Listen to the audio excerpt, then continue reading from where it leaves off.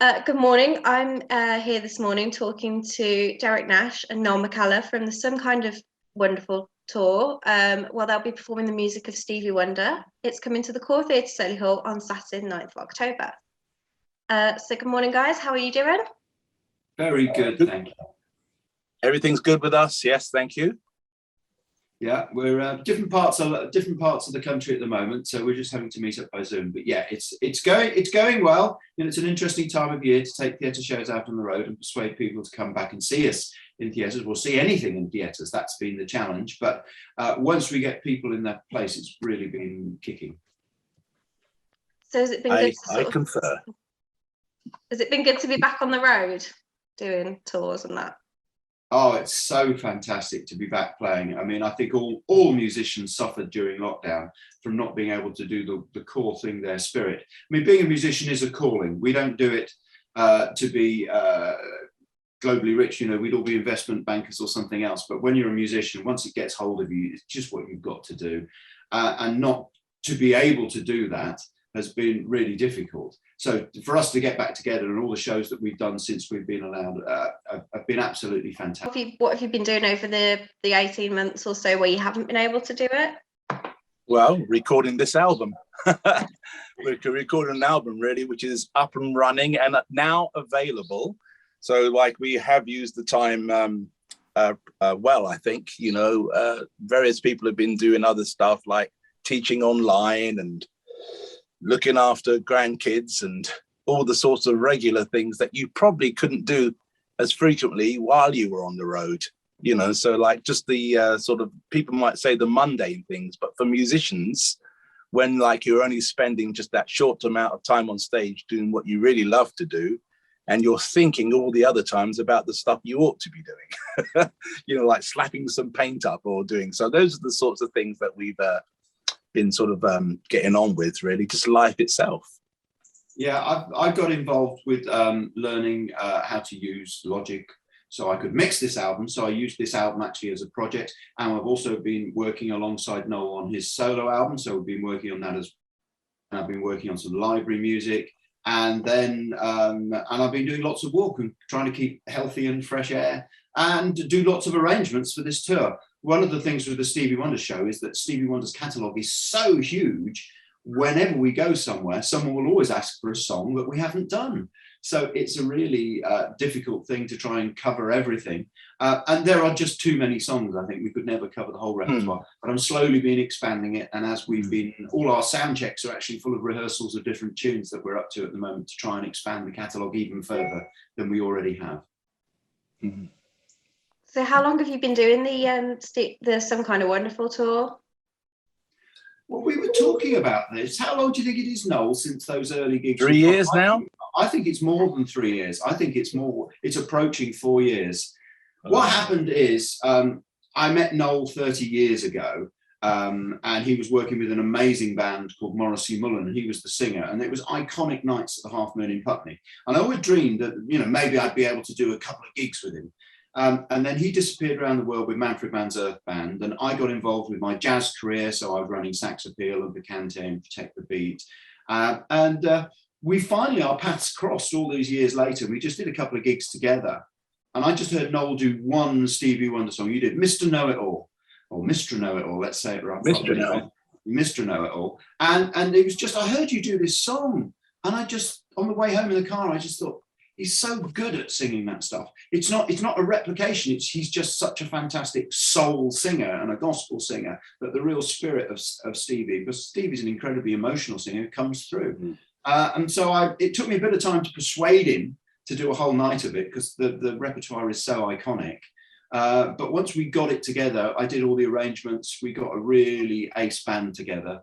They're all kind of stars in their own right. You know, Neil, right, from Vanessa May. The drummer used to tour with Bill Withers, and David Gilmour, the guitarist, was the guitarist from the Bee Gees band. Bass player with Jethro Tull and Gary Moore. So the band that we assembled are absolutely crack ace musicians as well. So once the whole thing got together, and we suddenly realised we could actually do it really well and really enjoy it. And with the response from the audience has been so fantastic. That's why we keep going. It's fantastic. It's important, isn't it, sort of sharing music with people and getting back to that sort of live atmosphere. So have you guys always been musicians sort of the whole time through? Like your whole career? I can see Noel walking around. He's obviously lost signal, so I'll answer this bit first. I've always been a musician. I actually had an interesting second career early on.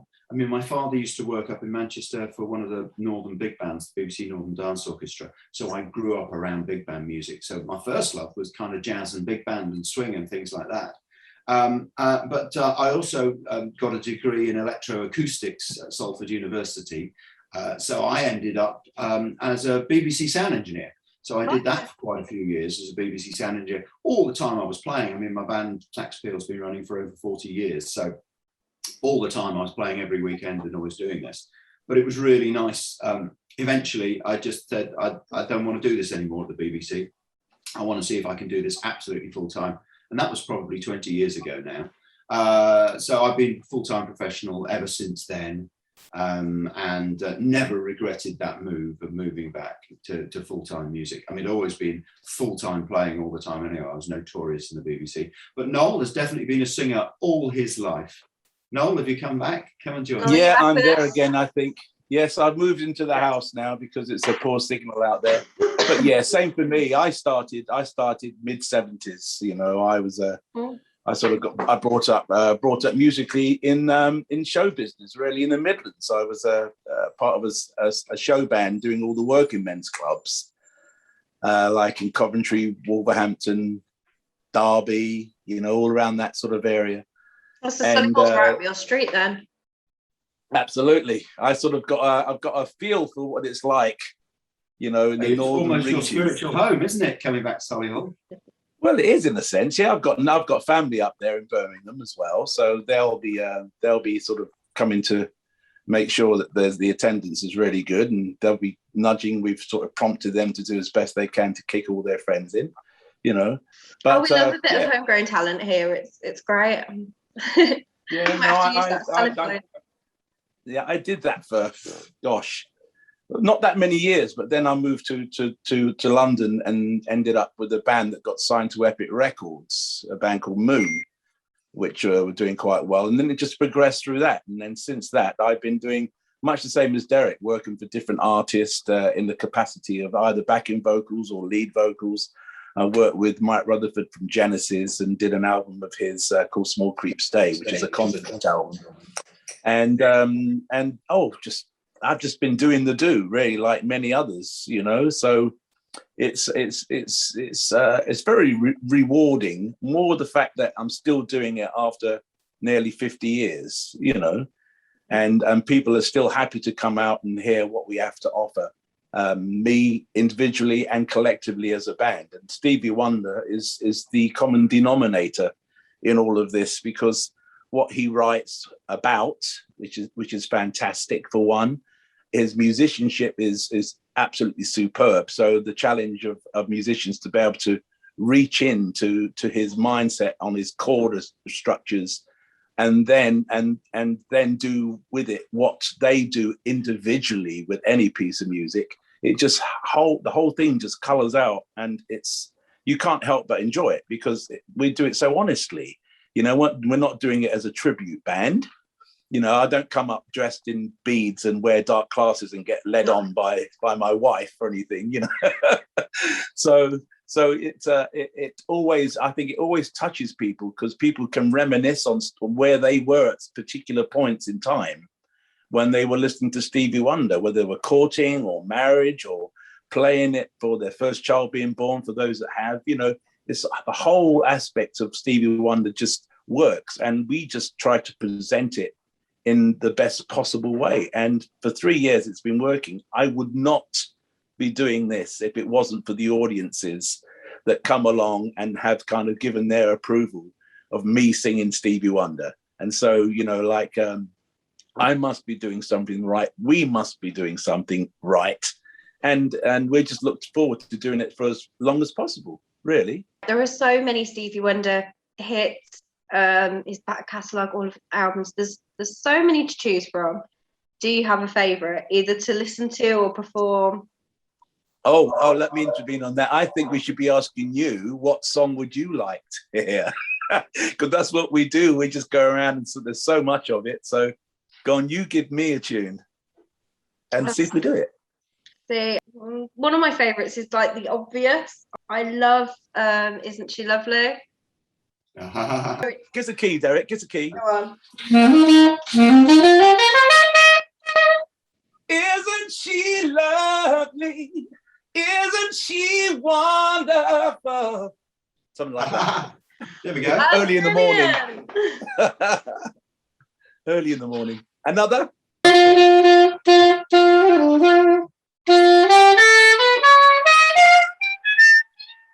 You are the sunshine of my life. Forever you stay in my heart. I'm skipping. You must have known that I was lonely. Something like that. Yeah, I need a tea. I need a cup of tea. That's what it is, my dear. That's not easy this early in the morning and on Zoom. Yeah, it's not easy on Zoom, but it's fun. Definitely not. No, it's great job. I mean, who doesn't want to hear that voice? That's fantastic. Well, I know. I mean, this is how I felt. I mean, first time I heard Noel, he was singing Mr. Know-It-All, and the hairs on the back of my neck went up. And I remember saying to my wife on the way home in the car, you know, we could do a whole night of Stevie Wonder. He could carry it off. And it's a joy for me to discover all the tunes, because there's lots of tunes that we're playing in the show. What we like to do is we like to do some unusual ones as well as the well-known ones. So we will do Isn't She Lovely? We have done Mr. Know-It-All, and we have done Signed, Sealed, Delivered, I'm Yours, and For Once in My Life. But we also sometimes we some beautiful ballads like Overjoyed, which comes from an album called Conversation Piece, and then For Your Love, Ribbons in the Sky. Ribbons in the Sky. So, and when we do stuff also that's been recorded by other people. So, for example, you can do Tell Me Something Good, which Chaka Khan had a hit with Rufus, but was actually written by Stevie Wonder. Let's Get Serious by Jermaine Jackson. That was written by Stevie Wonder. I'm still working at the moment. A lot of people don't know that Tears of a Clown, Smokey Robinson, the music was written by Stevie Wonder. Yeah. Sorry. It's good. So all this stuff. So we try and really mix, and we tell a few bits of stories and tell the history of it, and put things out. What year? I mean, You Are the Sunshine of My Life is 1973, and Tamla Motown Records said that's a rubbish song. We don't want to release it because it's not like the Stevie Wonder stomping Tamla Motown hits they'd had. They didn't want to release it, but it was the only single left. And they had it on the shelf. So they grudgingly released You Are the Sunshine of My Life. And of course, it went on to be one of the biggest songs in the world ever. And for me, that was my first introduction to Stevie, because jazz quartets, because my history is jazz, used to play Stevie Wonder. They played that song as a jazz tune, as a little bossa nova. So that was almost the first Stevie Wonder I came across, was that tune. So we've already heard a little bit of your music. It sounds fantastic. And why do you think audiences should come and watch Some Kind of Wonderful? Well, it's a sort of difficult thing. It's very difficult for us to say how good we think the show is. What I should do, okay, we played in Horsham, first night of the tour, and we got this Instagram the following morning, and it says, "You guys were sensational tonight. I was the steward who was singing along and just couldn't sit still. I will definitely be telling everyone I know about your awesome show. So entertaining, and the band was super tight and knowledgeable. Pure joy. Thank you. Have an amazing tour. Please come back to Horsham soon." Now that's a steward. That's someone who sees theatre shows all the time. So you're not going to actually write something totally out of the blue to a band unless you were really moved by a performance. Well, I'd rather let somebody like that speak for us than rather me tell people how good I think the show is. I know the show is good because Noel is an amazing singer. I mean, I've been a saxophone player for over 40 years, and pretty proud. I've managed to achieve some fairly amazing musical things over the years. I know the band that we play with is absolutely fantastic, and we've really worked hard over these years to make it a great show, tell people some information, give them a really wide selection of Stevie Wonder material. And by the end of the show, I want everybody in the house up and dancing. And that's every show. Well, I've often said that it's a bit of a conspiracy, because when we play at the venues we're playing at, they're seated a lot of the time. Yeah. So people can feel a little bit inhibited when it comes to standing up, either because they think they may annoy the person sitting behind them, you know, and so like you tend to sort of shuffle in your seat, but you can see people wearing their trousers out. You know what I mean? All the seats are kind of going to sort of catch a light, you know. And then, so my conspiracy is that I know audiences so well that by the end of the set, say 2 or 3 songs towards the end of the set, everybody will be up, you know. And then what do they want? They want encore after encore, you know. So we just want people to come along and then get up sooner than they would normally get up, you know, and just have an enjoyable night, because it's a fabulous night. It really is a fantastic night out. Like Derek has mentioned, there's things that we've kind of written down, but like comments you just get from people on the floor while you're there, you know, that like, I can't believe like what I've just seen, you know, I would pay 3 times as much to come and see you guys. Well, I did actually get someone saying, we saw Stevie in Hyde Park and I enjoyed tonight more. Wow. Well, I say to them, I say to them they should get out more. I think in a way, some of it is the intimacy of the show that we can do, because if we're in a sort of 500, 400 seater theatre, the show could be much more intimate than going to see Stevie when there's 20,000 people there and he's right in the background. I mean, last time I saw Stevie Wonder live, I was playing at the North Sea Jazz Festival and he was on there, but it was in the side of Earl's Court and the sound wasn't that great because it was echoing around, and it actually wasn't the experience that I wanted. You know, people often say the best times they ever saw things is when we saw bands in tiny little clubs and it was just amazing in that kind of situation. So with us at this theatre tour, the size of the venues are such that it's a really intimate thing. Yeah. It's great. It has 336 seats, so it's quite small, quite intimate. It's a lovely little venue though. Because it's so small, not a bad seat in the house. Great, fantastic. And Solihull audiences are really are great as well, you know, always up for it. You're right though, there is that second half fear, isn't there? You get through the first half, you're like, I've got to stay in my seat, I've got to sit still. And then by the second half, they're warming up, that's it. And then by the end, you're up dancing. Well, let me tell you about, because let me tell you about another strand of my career, because once this tour finishes, I then have a 35-date tour, which I'm doing with Jules Holland and the Rhythm and Blues Orchestra. So as a professional, getting people up on their feet dancing by the end of the show, I'm very good at it. Yes, he is. He is very good. A lot of experience of doing that. And I mean, Jules shows are just fantastic things to do. And he is a master at keeping the audience in the palm of his hand and working the set. And I've learned so much from the last 17 years of being a member of that band, of had to watch Jules's stagecraft and the way he works an audience, the way he talks to an audience. And it's really fantastic to have learned from a master really in that respect. So the audiences now get the benefit of Jules Holland's teaching to me.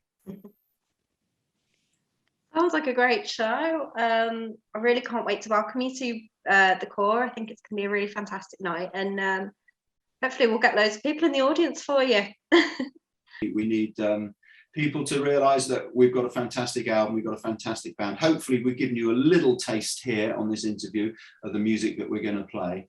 And we promise it's just going to be an enjoyable, pleasurable night. You'll know, if you have any love of any catalogue of Stevie Wonder music, be it the early stuff, the later stuff, the middle stuff, the funky stuff, the ballads, we're going to give you a taste of everything at some stage. But we're not a tribute. It's not going to be note for note. We're real musicians that absolutely love this music with a passion, and we'll play it with everything we've got. Having said that, we don't stray too far from the tunes themselves. We don't play like the faster tunes like as ballads or vice versa. You know, we don't sort of give it too much jazz, or you know, we do stay kind of loyal to Stevie Wonder's intention, but like then we just do what we do, like his musicians do. They play in their own particular manner to make it work, you know, because the people that are on the Stevie Wonder albums aren't the same people that are on stage. You know, so it's interpretation that you get from all of us, and we just love to sort of delve into and knit through his varying material, because it is extremely varied. You know, extremely varied. And we're looking forward to coming up and meet you guys, because as I say, I do have family up there. So, you know, I'll be bringing people up from Coventry as well, you know, so. It's going to be a family party. It will be Coventry, Birmingham. There's a few scattered around. Be nice. Absolutely wonderful. It sounds great. I mean, I love the idea that, you know, you're not replicating the music, you're just sort of creating your own kind of magic with it. It sounds really, really brilliant. I'm really looking forward to seeing it. If you think about it, if you go and see Stevie Wonder now, the way he plays the songs is not exactly the way he does it. When we play Don't You Worry About a Thing, which is a classic hit, well, it was done in 1974 on the Inner Visions album. So we start the song exactly as Stevie does it on the original. But if you go and see Stevie Wonder now, he uses that song as an excuse to feature his own percussion sections live. So if you watch live videos of his band, so we've taken that arrangement and join the two arrangements together. So we start off in 1974 and we end up in 2004. But they're both Stevie's arrangements, and it's a great way to actually tell people how it's changed, and how Stevie himself has adapted his own songs to the stage and the band that he's working with there and there at the time. So yeah, hopefully you'll go home and do exactly what that young lady suggested. She said, "I'm downloading more Stevie as I type." So that's right. we're introducing more people to the catalogue. God, what we should do an encore for this interview. What do you reckon, Noel? How about this? If I was to play, let's try this one. Go on.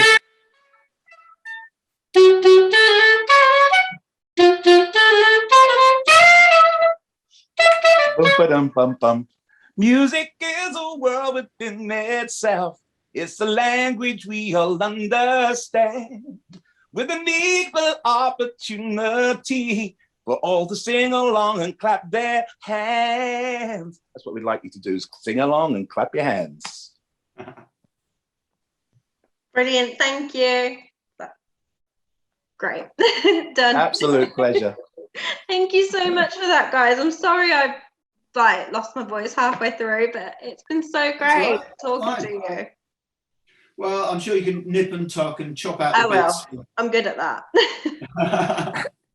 That's fine. Well, seriously though, if there's anything else we can do to help promote, if you can sort any radio out or anything like that, we're more than happy to come up. And if we need to come up earlier on the day, even to do something in the afternoon on radio or down the line, we can do stuff. And I can send copies of the album out to radio stations if you need it. Just let me know. Yeah. So I'm. If you got copies of the album, do you say? Yeah. Oh, absolutely. Tell you what you can do that works. It's something really weird, but it works for us. We've got a lovely little cafe attached to our venue, and it works as the bar in the evening. And we play music in there. Yeah.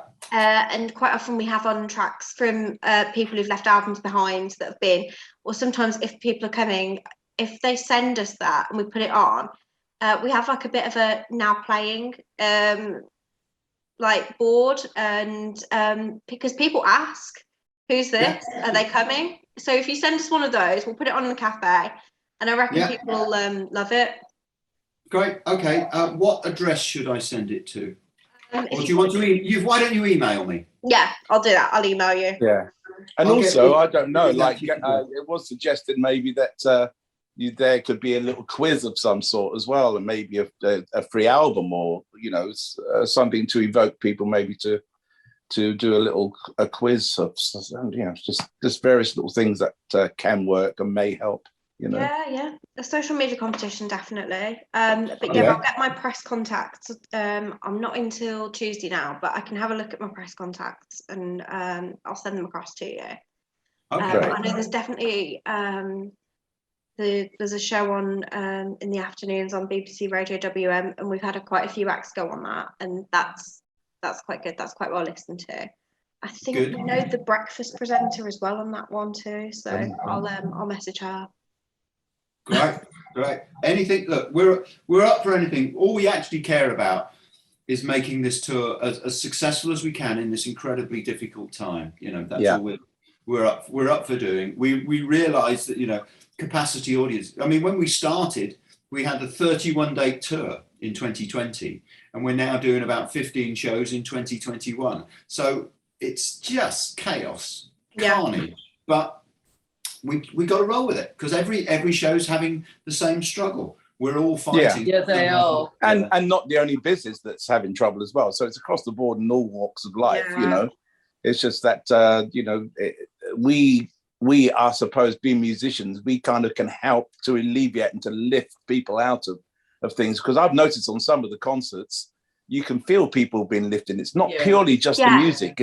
It's the overall feeling of everything that's starting to, you know, like this music just brings you and lifts you out. It's like shrugging dust off your shoulder, you know, or weights off your shoulder that makes you feel better. So you can sense that thing of, oh, thank goodness this is coming to an end, you know, and the music just helps to evoke all that feeling of release, you know. I think as well, it's people at the moment, I've had it, you know, the experience myself, gone in feeling quite anxious. It's my first show back since COVID. And you're going in feeling quite like, oh God, I'm worried about this, I'm worried about that, what if I catch something? And then, you know, partway through the show, you've forgotten all of that and you're just loving it. And it's crazy sort of seeing that. You can, if you like look at people, you can see the anxiety just melt away with the music. So I think more people sort of need to get out there, get back into it, just sort of bite the bullet and then realise, you know, we need this. Yes, that's what we do. We need it. That's the final word, really. We do need it. We've been born to need music. You know, even if that's just the nature of what it's been designed to do. You know, and it goes right across in care homes. It's amazing when you see an elderly person that seems to be so sedate, and then all of a sudden you play them a piece of music. And then they're up and rebounding and reciting and singing and you know, it's incredible what music can do, and it ought to be introduced more into the school curriculum. Reintroduced into the school curriculum a lot more, because I just think it has such a powerful effect on people. So we could definitely be advocates of trying to get it played in more places, or at least used as a therapy, you know. Oh yeah, absolutely. Great. Well, look, just keep us in touch. You've got both our emails. Anything we can do, just let us know, and we'd be delighted to help. Great. Fab. I'll be in touch. Okay. Going for a walkabout again. Thanks ever so much. Thank you. I'm on a walkabout. Yeah. Bye. It's just sheer joy to get back to music making again.